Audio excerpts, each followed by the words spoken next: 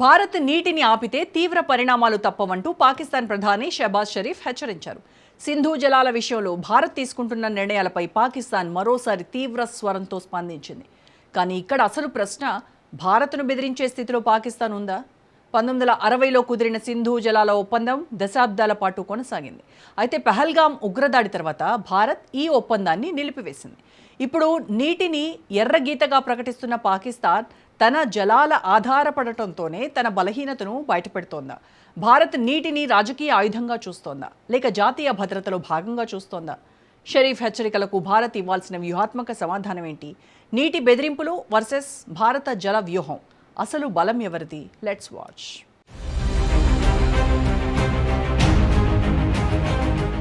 పాకిస్తాన్ స్వాతంత్ర దినోత్సవ కార్యక్రమంలో ప్రధానమంత్రి షహబాజ్ షరీఫ్ భారత్ను ఉద్దేశించి మరోసారి నీటి విషయంలో హెచ్చరికలు జారీ చేశారు. భారతదేశం తమ నీటి సరఫరాను ప్రభావితం చేస్తే పాకిస్తాన్ దాన్ని తీవ్ర జాతీయ ప్రయోజనంగా పరిగణిస్తుందని, ప్రతిస్పందన ఉంటుందని స్పష్టం చేశారు. కానీ ఇక్కడ అసలు ప్రశ్న ఒక్కటే, భారత్ను బెదిరించే స్థితిలో పాకిస్తాన్ ఉందా? 1960లో కుదిరిన సింధు నదీ జలాల ఒప్పందం దశాబ్దాల పాటు రెండు దేశాల మధ్య నీటి పంపిణీకి ప్రాతిపదికగా ఉంది. అయితే 2025లో పహల్గామ్ ఉగ్రదాడి తర్వాత భారత్ ఈ ఒప్పందాన్ని నిలిపివేసింది. ఇప్పుడు షరీఫ్ మాటలు ఆ నిర్ణయాన్ని మార్చేసినంత ప్రభావం చూపుతాయా? అసలు కాదు. ఎందుకంటే ఇది కేవలం నీటి సమస్య ఒక్కటే కాదు. జాతీయ భద్రత, ఉగ్రవాదం, సార్వభౌమాధికారం, భవిష్యత్ జల భద్రత అన్ని ఇందులో ఇమిడి ఉన్నాయి. భారత్ ఇక పాకిస్తాన్ బెదిరింపుల ఆధారంగా తన వ్యూహాన్ని నిర్ణయించుకునే దేశం కాదు, తన భద్రతా ప్రయోజనాల ఆధారంగా నిర్ణయాలు తీసుకునే దేశం. షరీఫ్ ప్రతి నీటి చుక్క మా ఎర్రగీత అని చెబుతున్న సమయంలో భారత్ పంపుతోన్న అసలు సందేశం వేరు. భారతదేశం తన జల వనరులను ఎలా నిర్వహించుకోవాలో నిర్ణయించేది ఇస్లామాబాద్ కాదు. పాకిస్తాన్ తన ఆర్థిక వ్యవస్థ, వ్యవసాయం, ఇంధన భద్రతకు సింధు జలాలపై భారీగా ఆధారపడుతోంది. అందుకే ప్రతి ప్రకటనలో నీటి అంశం తీవ్రంగా వినిపిస్తోంది. కానీ ఆధారపడడం ఒక విషయం, బెదిరించడం మరో విషయం. భారత్ ఈ రెండింటి మధ్య తేడాను స్పష్టంగా చూపించే దశకొచ్చింది. షరీఫ్ వ్యాఖ్యలను కేవలం యుద్ధ హెచ్చరికలుగా చూడకూడదు. వాటి వెనక ఉన్న పాకిస్తాన్ జల ఆధారిత ఆర్థిక వ్యవస్థను కూడా చూడాలి. సింధు నదీ వ్యవస్థ పాకిస్తాన్ వ్యవసాయం, తాగునీరు, జల విద్యుత్కు కీలక ఆధారం. పాకిస్తాన్ తన సాగునీటి అవసరాల్లో సింధు పరివాహక ప్రాంతంపై విపరీతంగా ఆధారపడుతోంది. అందుకే భారతదేశం సింధు జల ఒప్పందాన్ని నిలిపివేయడం ఇస్లామాబాద్ కు వ్యూహాత్మక ఆందోళనగా మారింది. కానీ ఇక్కడ మరో ముఖ్యమైన విషయం ఉంది. 1960 ఒప్పందం ప్రకారం పశ్చిమ నదులైన సింధు, జీలం, చీనా ప్రధానంగా పాకిస్తాన్ వినియోగానికి కేటాయించబడ్డాయి.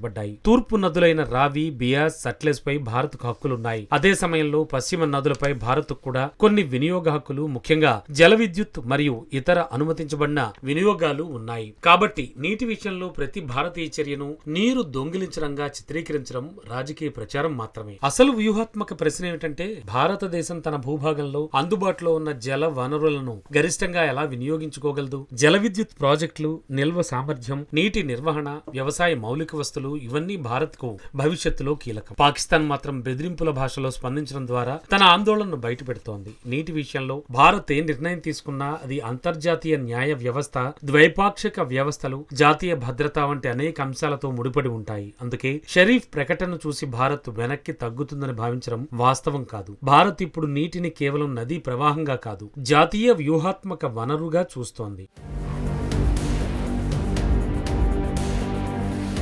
ఇక్కడ అసలు వ్యూహాత్మక కథ మొదలవుతుంది. పాకిస్తాన్ తన భవిష్యత్ వ్యవసాయం, ఆహార భద్రత, విద్యుదుత్పత్తికి సింధు నదీ వ్యవస్థపై భారీగా ఆధారపడుతోంది. అందువల్ల నీటి ప్రవాహంపై ఏదైనా అనిశ్చితి ఏర్పడితే దాని ప్రభావం నేరుగా పాకిస్తాన్ ఆర్థిక వ్యవస్థపై పడుతుంది. ఇదే కారణంతో ఇస్లామాబాద్ నీటిని ఎర్రగీతగా ప్రకటిస్తోంది. కానీ భారతదేశం కూడా ఇప్పుడు తన జల భద్రతను కొత్త కోణంలో చూస్తోంది. హిమాలయ ప్రాంతాల్లో మంచు కరుగుదల, వర్షపాతం మార్పులు, పెరుగుతోన్న జనాభా, వ్యవసాయ అవసరాలు, విద్యుత్ డిమాండ్ ఇవన్నీ భవిష్యత్ నీటి నిర్వహణను అత్యంత కీలకంగా మారుస్తున్నాయి. అందుకే సరిహద్దు ప్రాంతాల్లో జల విద్యుత్, నిల్వ సామర్థ్యం, నీటి మౌలిక వస్తువుల అభివృద్ధి కేవలం అభివృద్ధి కార్యక్రమాలు కాదు, అవి జాతీయ భద్రతకు సంబంధించిన అంశాలు. ఇక్కడ పాకిస్తాన్ మరో సమస్యను ఎదుర్కొంటోంది. భారతదేశంతో ఉన్న నీటి సంబంధాన్ని రాజకీయ బెదిరింపులతో ప్రభావితం చేయాలని ప్రయత్నించడం ద్వారా తమకున్న ఆర్థిక ఆధార పడుదలనే బయటపెడుతోంది. ఒక దేశం తన నీటి భద్రత కోసం మరో దేశంపై ఎంతగా ఆధారపడుతుందో అదే దాని వ్యూహాత్మక బలహీనతగా మార్చవచ్చు. భారత్ ఈ పరిస్థితిని అర్థం చేసుకుంటుంది. తీసుకుంటోంది. అందుకే నీటి నిర్వహణను దీర్ఘకాలిక జాతీయ ప్రణాళికతో అనుసంధానించాల్సిన అవసరం పెరుగుతోంది. అదే టైంలో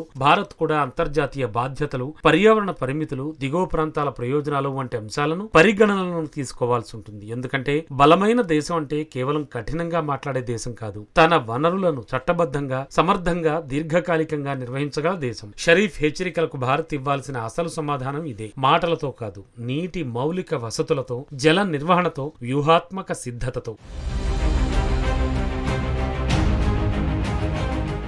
షెహబాజ్ షరీఫ్ భారత్ నీటిని ఆపితే ప్రతిస్పందిస్తామని హెచ్చరించారు. కానీ గతాన్ని చూస్తే ఒక విషయం స్పష్టం. భారత్ పాక్ సంబంధాల్లో ఎన్నో యుద్ధాలు, ఉగ్రదాడులు, తీవ్ర సంక్షోభాలు వచ్చినా సింధు జల ఒప్పందం మాత్రం కొనసాగింది. అందుకే ఈ ఒప్పందాన్ని ప్రపంచంలో దీర్ఘకాలంగా కొనసాగిన నీటి భాగస్వామ్య ఒప్పందాల్లో ఒకటిగా పరిగణించారు. అయితే 2025 పెహల్గాం దాడి తర్వాత పరిస్థితి మారింది. భారత్ ఒప్పందాన్ని నిలిపివేసింది. ఆ నిర్ణయం వెనక జాతీయ భద్రతా కారణాలను భారత్ ప్రస్తావించింది. ఇప్పుడు షరీఫ్ ఎంత గట్టిగా మాట్లాడినా ఆ నిర్ణయం కేవలం ప్రసంగంతో మారదు. ఎందుకంటే భారత్ కూడా గత అనుభవాల నుంచి ఒక వ్యూహాత్మక పాఠం నేర్చుకుంది. ఉగ్రవాదం ఒకవైపు, నీటి సహకారం మరోవైపు. రెండింటినీ పూర్తిగా వేరు చేసి చూడగలమా అనే ప్రశ్నను భారత్ ముందుకు తెచ్చింది. పాకిస్తాన్ నీటి హక్కులను ప్రస్తావిస్తున్నప్పుడు భారత్ కూడా తన భద్రతా హక్కులను ప్రస్తావిస్తోంది. ఇదే అసలు ప్రతిస్పందన. ఒకప్పుడు పాకిస్తాన్ అంతర్జాతీయ వేదికలపై బెదిరింపులు చేస్తే భారత్ వాటిని ఖండించేది. ఇప్పుడు భారత్ తన జాతీయ ప్రయోజనాలను స్పష్టంగా నిర్వచిస్తూ చర్యలు తీసుకునే స్థితిలో ఉంది. సైనికంగా, ఆర్థికంగా,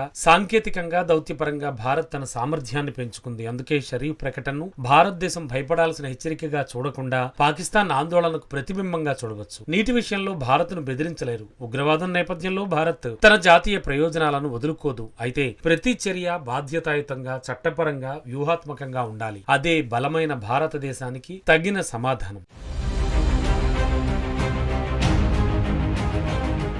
షెహబాజ్ షరీఫ్ ఎంత గట్టిగా హెచ్చరించినా భారతదేశం తన జాతీయ ప్రయోజనాలను ప్రసంగాలతో నిర్ణయించుకోదు. సింధు జలాల విషయంలో భారత్ తీసుకున్న నిర్ణయం వెనుక భద్రత, ఉగ్రవాదం, జాతీయ ప్రయోజనాలు ఉన్నాయి. అదే సమయంలో నీటి వనరులను సమర్థంగా వినియోగించుకోవడం, నిల్వ సామర్థ్యాన్ని పెంచుకోవడం, జల విద్యుత్ అభివృద్ధి చేయడం భవిష్యత్తు భారత జల భద్రతకు కీలకం. పాకిస్తాన్ నీటిని ఎర్రగీతగా ప్రకటిస్తే భారత్ తన నీటి వనరులను వ్యూహాత్మకంగా నిర్వహించగల సామర్థ్యాన్ని పెంచుకోవాలి. భారత్ను బెదిరించడం కాదు, భారత్ తన వనరులపై తన నిర్ణయం తానే తీసుకుంటుందని అర్థం చేసుకోవాలి. బలమైన దేశం కేవలం ప్రతిస్పందించదు, ముందుగానే వ్యూహం సిద్ధం చేసుకుంటుంది. నీటి విషయంలోనూ, భద్రత విషయంలోనూ అదే భారతదేశం చూపించాల్సిన శక్తి.